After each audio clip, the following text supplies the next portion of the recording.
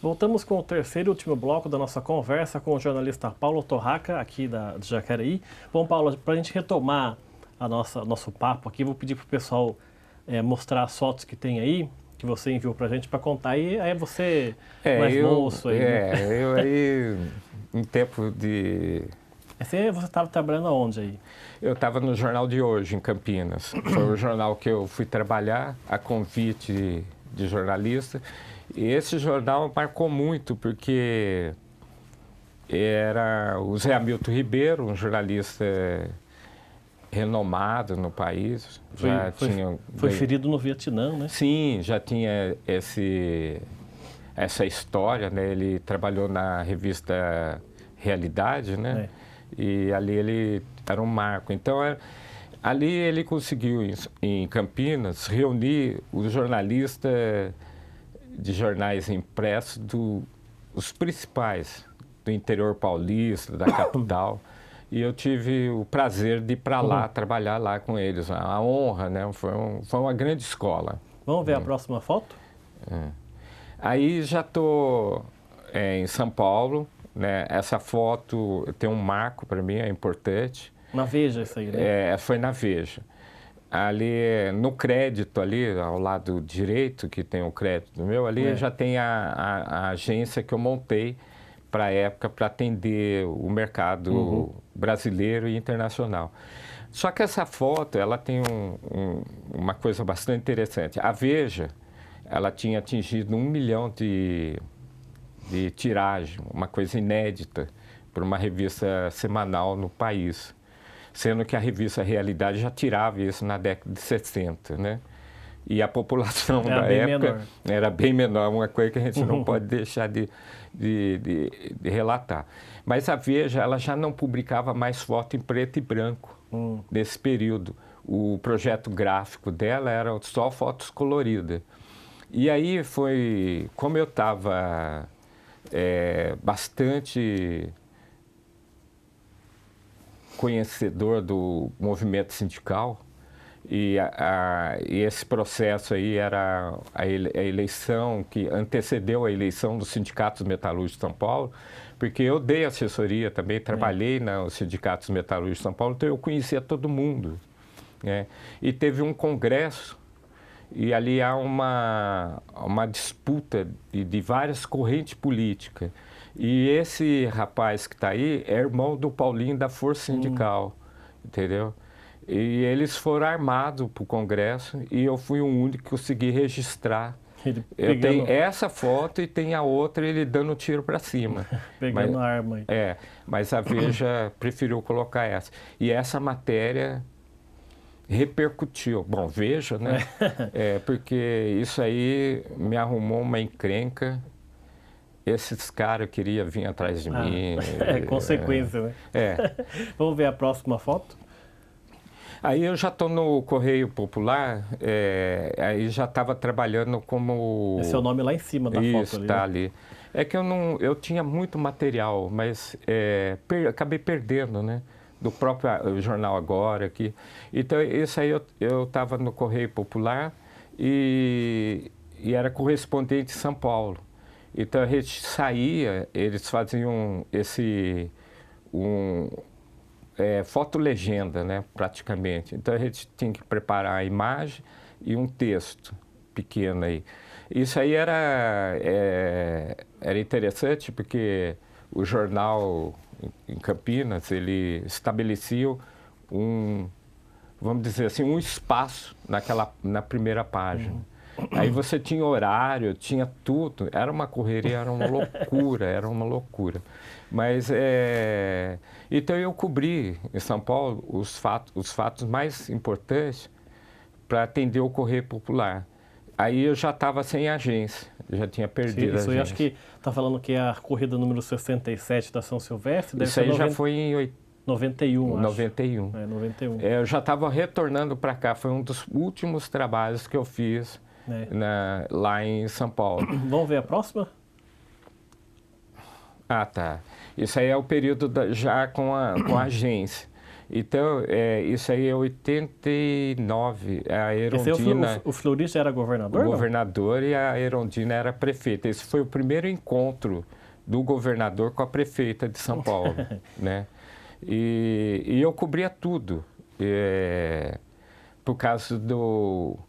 É interessante, a Erundina me abriu um espaço no mercado internacional impressionante, porque quando ela foi eleita prefeita de São Paulo, lá fora ninguém sabia quem era a Erundina. Então eles queriam imagem, queriam texto, compraram tudo. Aí eu colei nela, né? Vamos ver a próxima foto? Isso aí é Campinas. Isso aí é uma greve dos metalúrgicos Campinas.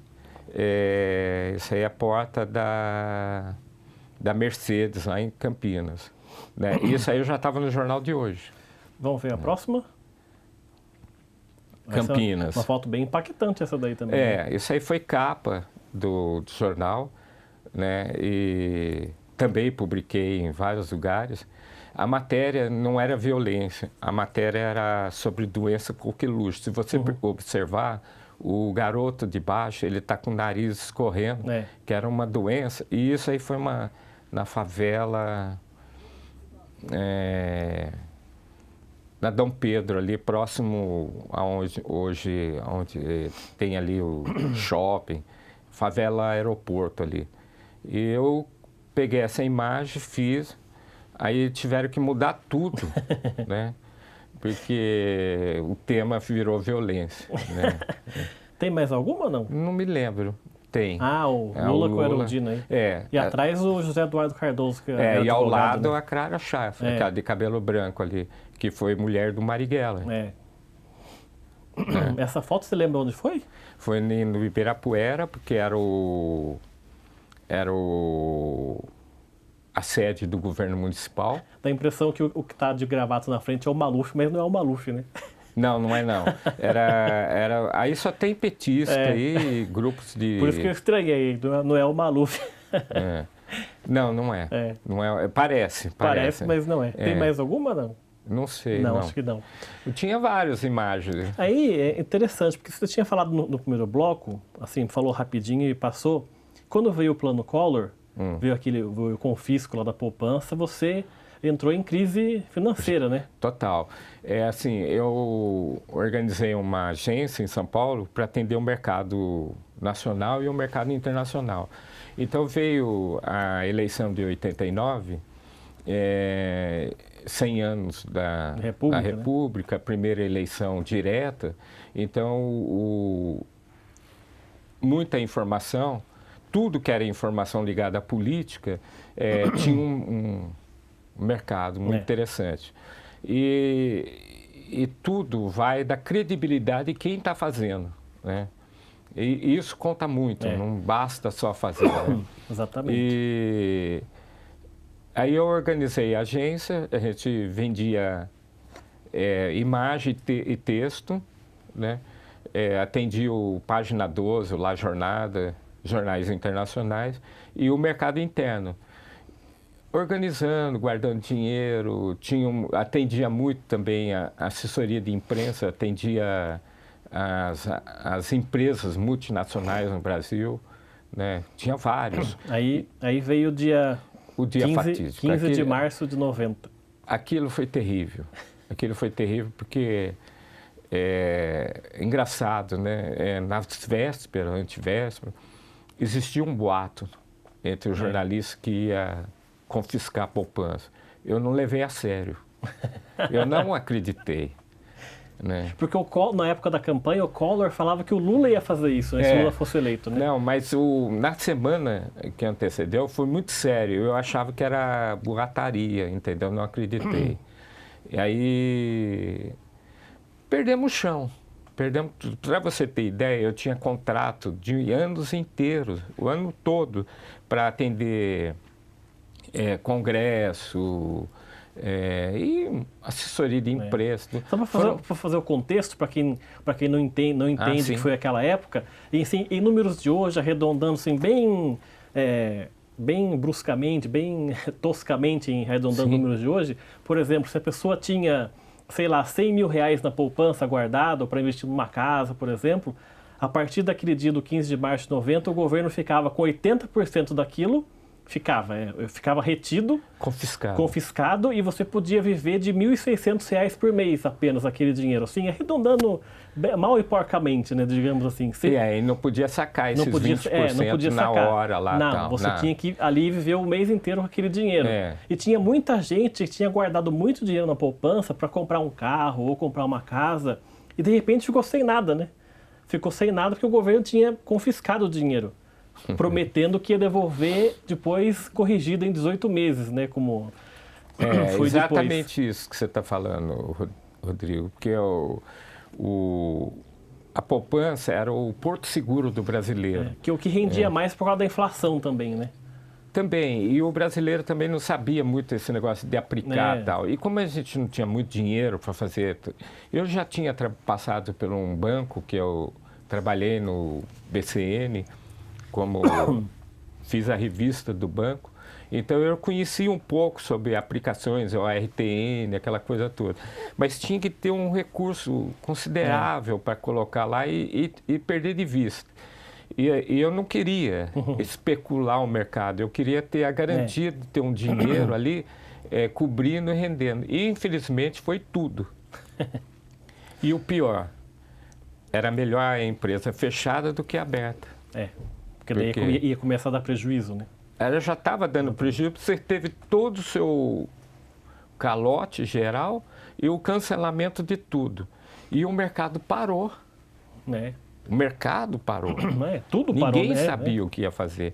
O engraçado é que foi antes ou depois? Não, foi antes, que teve o Sarney, teve o período de que teve faltava carne.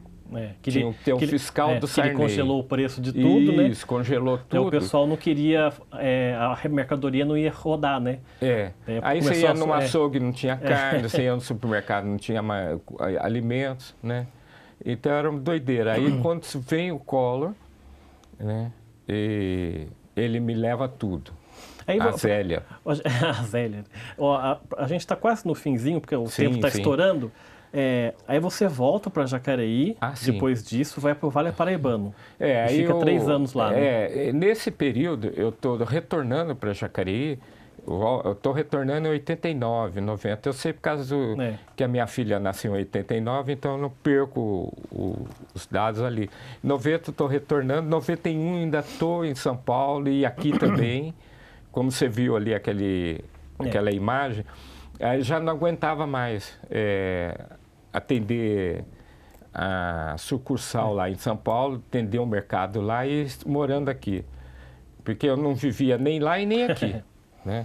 Aí eu recebi um convite do Vale Paraibano, ainda mantive um período dentro do Vale Paraibano, trabalhando em São Paulo e no Vale Paraibano. Eu descia direto lá na rodoviária de São José, porque o Vale Paraibano era ali ao lado da rodoviária. E acabei ficando por aqui, retornei mesmo, por falta de condição, porque eu quebrei, perdi tudo e acabei voltando para cá para recomeçar a minha vida. Aí você fica 3 anos no Vale Paraibano, trabalha no serviço público, né? Na prefeitura e na Câmara também? Exatamente, eu não lembro se eu fiquei 3 anos ou mais ou menos, mas eu perdi o que aconteceu? Como eu fui diretor do Sindicato de Jornalistas, e era um desafio trabalhar no Vale Paraibano. Então eu queria ser repórter. Não, você vai ser editor, né? E aí eu tinha que ficar na editoria por causa até do salário, que era muito defasado, né? E, ao mesmo tempo, eu tinha que ficar quieto, porque eu era membro do sindicato e já não estava mais no sindicato. Eu estava, assim, voando, né? Mas foi interessante. Acabei saindo do Vale Paraibano por causa daquele trágico passagem que teve lá do Júnior, que era o dono do jornal, e teve toda aquela história do crime que envolveu. E ali houve um racha e acabamos... O jornal degolou. Mas teve um sábado que foi fundamental e então tem os editores que trabalharam naquele sábado, todos ficaram sem emprego, porque nós publicamos ao pé da letra, entre aspas, o que realmente aconteceu. E o Elcio Costa, que era editor da Folha de São Paulo, o Folha Vale, deu uma notinha. E nós demos Notícia inteira. a notícia inteira. Custou a nossa cabeça. Mas antes, é interessante que nós fizemos uma reunião, estamos terminando o tempo, fizemos uma reunião dos editores, o que a gente deveria de publicar. E foi consenso que a gente deveria, pelo menos, exercer a profissão ali, porque a gente sabia que ia para o olho da rua. E tudo ainda com o Henrique Ferro, que era o advogado, passando pelo crivo dele. E o Henrique Ferro, eu me lembro perfeitamente, vocês são loucos publicar isso, vocês são loucos. E publicamos. E hoje você está há mais de 20 anos com o ADC News, 27 né? anos. adcnews.com.br, né? Hoje é um... Eu comecei o jornal rapidamente, assim, eu tinha sempre aquilo em mente que a gente tem que escrever qual é o seu público, para quem você escreve, com quem você conversa, com quem você fala, né? Você tem que criar seu público. E aí, eu pensando nisso, eu falei assim, quem que aqui na nossa região, que é uma região industrial, tem o segundo grau, lê e tem uma opinião ou dados para isso. Aí eu falei assim, tá feita a coisa, eu preciso criar um produto aberto, ou seja, que tenha propaganda, né, que não seja um house, não seja um produto oficial, né, independente dentro da indústria. Foi um desafio, mas eu consegui. Errei, entre aspas, o nome, porque foi interessante a criação. Eu não sabia o que era DC, né? Eu achei o News, então eu imaginei a DC, eu falei, vou pôr tudo de forma não em português, porque senão seria notícia, e criei o ADC. Aí eu descubro que a ADC era uma... Porque eu via os caras falando ADC, mas não sabia, né? Mas deu certo. Acabei criando um produto único no Brasil, que era um jornal impresso, um formato moderno, tabloide. Comecei ele mensal, depois transformei ele em semanal, onde tinha propaganda, publicidade e distribuído dentro da fábrica, com o tripé do seguinte, com a política de desenvolver a indústria. Então, a minha ideia era mostrar o que a fábrica faz aqui, o que ela produz, as riquezas, quem são essas pessoas que estão envolvidas. E foi. Mas aí eu tinha que deslocar para São José dos Campos, porque São José é o centro de região, né? E as principais. Aí também descubro que eu deveria criar coisas mais, por exemplo, o setor aeroespacial é carente disso. Falta jornalistas especializados no setor aeroespacial. Falta. Temos necessidade. Tem uma colega, Valéria Rossi, que trabalhou no Vale Paraibano, ela montou uma assessoria de imprensa em São José e está especializada nisso. Ela foi até condecorada pela Força Aérea Brasileira.